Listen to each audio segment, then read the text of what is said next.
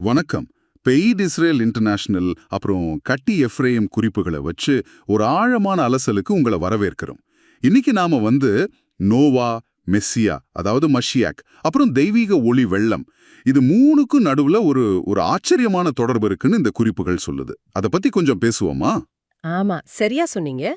இந்த குறிப்புகள் என்ன சொல்ல வருதுன்னா, நோவாவோட காலத்துல வந்த வெள்ளமும் சரி, மெஸ்ஸியா காலத்துல நடக்க போறதும் சரி, இது எல்லாமே ஒரு பெரிய தெய்வீக திட்டத்தோட வெவ்வேறு கட்டங்கள் மாதிரி. ஓ, அதாவது நோவாவோட ஓய்வு தரும் பேழைன்னு சொல்றோம் இல்லையா, அது மெஸ்ஸியாவோட காலத்துல மீட்பு தரும் பேழையா மாறுது. சரி சரி. இது வெறும் தண்ணியால சுத்தம் பண்றதுல இருந்து தெய்வீக அறிவோட ஒளியால பிரகாசிக்க வைக்கிற ஒரு பயணமா பார்க்கப்படுது. சரி, அப்போ இந்த ஒப்பீட்ல இருந்தே ஆரம்பிக்கலாமே. நோவாவோட பேழை அந்த குழப்பமான உலகத்துக்கு ஒரு மெனுக்கா, ஒரு ஓய்வு கொடுத்துச்சு. அதே மாதிரி மெஷியா வர்றதும் ஒரு புது ஒழுங்கையும் புத்துணர்ச்சியும் தரும்னு சொல்றாங்க. சோகார் மாதிரி நூல்கள் கூட. ஆமா, அந்த பழைய வெள்ளத்தோட தண்ணீரையும் வரப்போற ஞானத்தோட நீரையும் ஒரே மர்மத்தோட ரெண்டு பக்கமா பாக்குது இல்லையா? ஒன்னு சுத்தம் பண்ணுச்சு, இன்னொன்னு ஒளி கொடுக்கும்னு. ஆமா, ஆமா. ஆனா இங்க ஒரு முக்கியமான ஒரு ஒரு சிந்தனை மாற்றம் இருக்கு பாருங்க. நோவா காலத்துல தண்ணி அசுத்தத்தை நீக்குச்சு. ம். ஆனா மெஷியா காலத்துல வரப்போற வெள்ளம் இருக்கே, அது தண்ணி இல்ல, அது ஒளி, அப்புறம் அறிவு, அதோட பெருக்கம். ஓஹோ. கடல் தண்ணீரால் மூடப்பட்டிருக்கிறது போல பூமி கர்த்தரை அறிகிற அறிவால் நிறைந்திருக்குன்னு ஒரு தீர்க்க தரிசனம் இருக்குல்ல, அத இது குறிக்குது. சரி. சோஹார்ல ஒரு தீர்க்க தரிசனம் இருக்கு. அது சுவாரஸ்யமானது.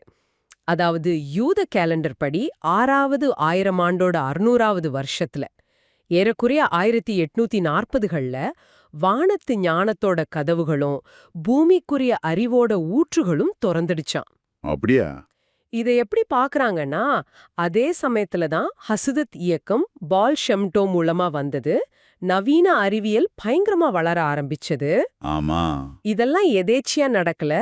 இது ரெண்டுமே மேசியாவோட வருகைக்காக உலகத்தை தயார் பண்ற ஒரே திட்டத்தோட 2 கிளைகள்னு இந்த பார்வை சொல்லுது. அப்போ நீங்க சொல்ற இந்த மறைக்கப்பட்ட ஒளி ஹகனூஸ், அதுவும் இதோட சம்பந்தப்பட்டதா?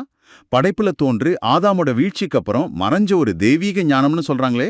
அதேதான், நிச்சயமா தொடர்புடையது.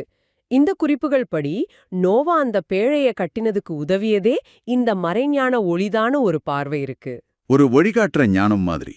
ஆமா, அது சாதாரண வெளிச்சம் இல்ல. தேவ கோபத்துக்கு நடுவுலயும் கருணையோட ஒரு கலத்தை கட்டணும்னு நோவா மாதிரி நீதிமான்களுக்கு வழிகாட்டின ஒரு தெய்வீக ஞானம். புரியுது. இதே மாதிரி ஒரு ஞானம்தான் மேசியா மூலமாவும் வெளிப்படும்னு சொல்றாங்க. அவர் வார்த்தையோட பேழைய, அதாவது தோரா, மீட்புக்கான போதனை உருவாக்குறார். சில விளக்கங்கள்ல நோவாவோட பேழைய மேசியாவோட உடலை குறிக்குதுன்னு சொல்றாங்க. தெய்வீக ஞானத்தை தாங்குற ஒரு களம் மாதிரி. சரியா சொன்னீங்க. இந்த ஒப்பீடு இன்னும் ஆழமா போகுதுன்னு நினைக்கிறேன். நோவாவோட வெள்ளம் தண்ணியால உலகத்தை சுத்தம் பண்ணிச்சு. மேசியாவோட வெள்ளம் தெய்வீக அறிவால உலகத்தை புதுப்பிக்கும். ஒரு காலத்துல அழிச்ச அதே வெள்ளம் இப்போ அறிவை வெளிப்படுத்தும். இதுதான் மேசியாவோட ஒளியின் 70 பரிமாணங்கள்னு சொல்றாங்களா? உங்களோட மொழிகள், அப்புறம் தெய்வீக ஞானத்தோட 70 வெவ்வேறு அம்சங்கள், இதோடலாம் தொடர்புடையது.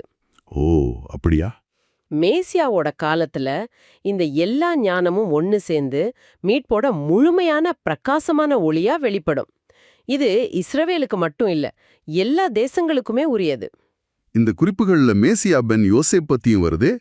நோவா எல்லாரும் கேலி செஞ்ச போதும் அமைதியா பேழையை கட்டிக்கிட்டு இருந்தா மாதிரி இவரும் மறைவா மீட்புக்கான வேலைகளை செய்யறாருன்னு சொல்றாங்க. இவர் ஒரு முன்னோடியா? ஆமா, இந்த விளக்கங்கள் படி பார்த்தா மேசியா பென் யோசேப் நேரடியா ஆன்மீக மீட்பை கொண்டு வர மேசியா பென் டேவிட்டுக்கு முன்னாடி இந்த பௌதீக உலகத்தை தயார்படுத்துற வேலைய செய்யறவரு. மறைமுகமா? ஆமா, அவரோட வேலை மறைமுகமானது. எப்படின்னா, அறிவியலையும் தோராவையும் தொழில்நுட்பத்தையும் பரிசுத்தையும் உலக நாடுகளையும் இஸ்ரவேலையும் இதையெல்லாம் இணைக்கிறது மூலியமா. சரி. அதனால இந்த பார்வையில பார்த்தா இன்னைக்கு நடக்கிற தொழில்நுட்ப வளர்ச்சி, உலகம் முழுக்க தகவல் பரவுறது, இதெல்லாம் வெறும் உலக நிகழ்வுகள் இல்ல. இதெல்லாம் மேசியா பென் யோசேப்போட அந்த மறைமுகமான வேலையோட பகுதிகள். நோவா தேவனுடைய பார்வையில ஷென், அதாவது கிருபை பெற்றார்னு வாசிக்கிறோம். இதுவும் மேசியாவோட தொடர்புடுத்துறாங்களா? கண்டிப்பா. அந்த ஷென் அல்லது கிருபைங்கிறது ஒரு மறைக்கப்பட்ட ஞானத்தோட அழகு. நோவா அதை பெற்றதால பேழைய கட்ட முடிஞ்சது. சரி. அதே மாதிரி மேசியாவும் இந்த மறைக்கப்பட்ட கிருபைய, இந்த தெய்வீக ஞானத்தை உலகத்துக்குள்ள கொண்டு வருவாரு. அதோட ஆழம் புரியாதவங்களுக்கு இது கொஞ்சம் விசித்திரமா தெரியலாம். இதுதான் மேசியா பெண் யோசேப்போட மர்மங்கள்ல ஒண்ணுன்னு சொல்றாங்க. முதல்ல அங்கீகரிக்கப்படாம ஆனா கடைசியில மீட்புக்கு முக்கியமானவரா இருக்கிறது. ஆமா, பேழை எப்படி தண்ணிக்கு மேல உயர்ந்துச்சோ அதே மாதிரி மேசியாவோட ஒளி குழப்பங்களுக்கு மேல உயர்ந்து நிக்கும். அப்போ பேழையே தோராவா, அதாவது காப்பாத்துற வார்த்தையாவும் பார்க்கப்படுது. மேசியா காலத்துல இதே தோரை தான் புது பேழையாகுது, அப்படிதானே? ஆமா, அது எழுதப்பட்ட தோரா மட்டும் இல்ல, அதோட உள்ளான மறைக்கப்பட்ட அர்த்தங்கள், இது ரெண்டையும் சேர்த்து முழுசா வெளிப்படுத்தப்பட்ட மேசியாவோட தோரா. வரப்போற அந்த அறிவோட வெள்ளம் தோரா ஒளியோட அந்த 70 பரிமாணங்களையும் வெளிப்படுத்தும். இது இஸ்ரவேல்ல ஆரம்பிச்சு உலகத்தோட 70 தேசங்களுக்கும் பரவ போற தெய்வீக உண்மையோட முழு வெளிப்பாடு. ஒவ்வொரு தேசத்துக்கிட்டையும் அந்த ஞானத்தோட ஒரு பொறி இருக்கு. சரியா சொன்னீங்க. அந்த பொறிகள் எல்லாம் அதோட மூலமான ஒரே ஒளியோட இணையும். இதுதான் இந்த குறிப்புகளோட பார்வை. ரொம்ப ஆழமான கருத்துகள். அப்போ சுருக்கமா சொன்னா பெய்ட்ஸ் இன்டர்நேஷனல், கட்டி எஃப்ரேம் இவங்களோட நோக்கம் இந்த பெரிய வெளிப்பாட்டுக்கு மக்களை தயார் பண்றது. ஆமா, மேசியாவோட தோராவை நவீன வழிகள்ல டெக்னாலஜி மொழிபெயர்ப்பு மூலமா 70 மொழிகளுக்கும் தேசங்களுக்கும் கொண்டு சேர்க்கிறது. அவங்க செய்யற ஒவ்வொரு வேலையும் அந்த வரப்போற ஞான வெள்ளத்துல ஒரு துளி மாதிரி. ஆமா, மைய கருத்தை மறுபடியும் அழுத்தமா சொல்றேன் பாருங்க. நோவாவோட வெள்ளம் ஊழல சுத்தப்படுத்துச்சு, மேசியாவோட வெள்ளம் தெய்வீக அறிவால புதுப்பிக்குது. அன்னைக்கு உயிரோட விதைகளை சுமந்துட்டு போன பேழை இன்னைக்கு தோரா வழியா படைப்போட ஆன்மாவே சுமந்துட்டு போகுது. ரொம்ப அருமையான விளக்கம். சரி, நீங்க சிந்திக்கிறதுக்காக ஒரு இறுதி கேள்வி கேட்கறேன். கேளுங்க.